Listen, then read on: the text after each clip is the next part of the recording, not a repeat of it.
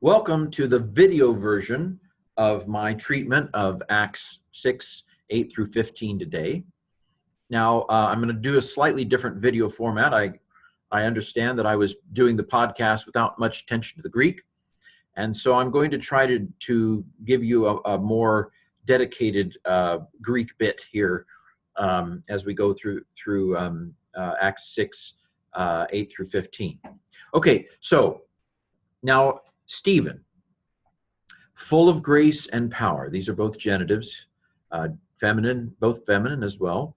And so Stephen, comma, full of grace and power, comma, he was doing wonders and signs. This is an imperfect.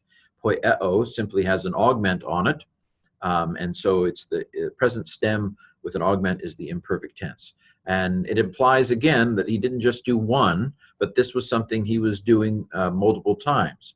And they were great wonders and signs among the people, locative of place. Verse 9.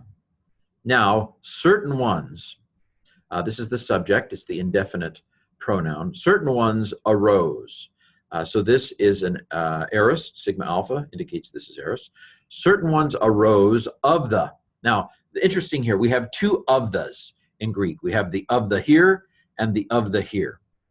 This might suggest that we have two different synagogues involved here. So first you have the certain of the ones from the synagogue that is called Libertines and Cyrenians and Alexandrians. So this is one synagogue, presumably, a Greek-speaking synagogue in Jerusalem. Freedmen are, of course, people who used to be servants who have now been freed. Probably they've never been in Jerusalem in their life, but when they got their freedom, they thought, hey, what should I do now? Where should I go live? Thus far, I've been attached to this household of my master, and now that I'm free, why don't I go back to Jerusalem? Or even though I've never been there before, why don't I go live in Jerusalem? So those are the libertines, the freedmen. Cyrene and Alexandria, of course, on the North African coast. Cyrene is where Libya is today. Alexandria is Egypt. Of course, there's a very large Jewish community in Alexandria. That's where Philo's from. There were more Jews who lived in a part of the city of Alexandria than lived in all of Jerusalem. That's how much bigger the city was. So this is one synagogue.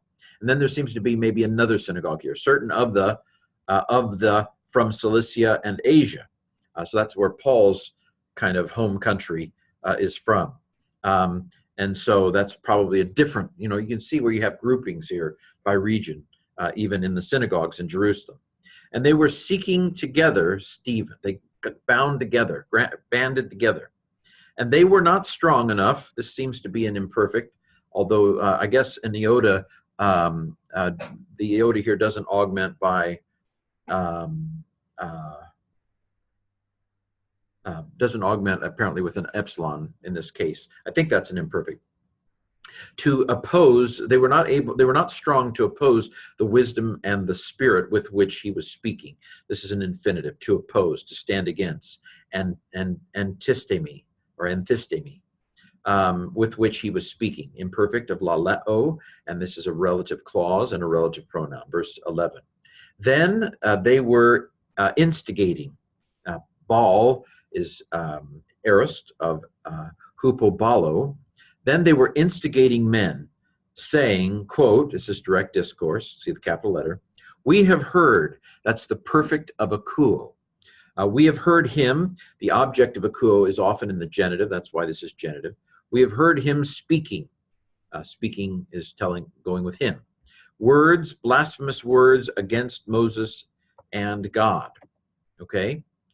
And they were stirring up, kinetics, getting into motion, they were stirring up the people and the elders and the scribes.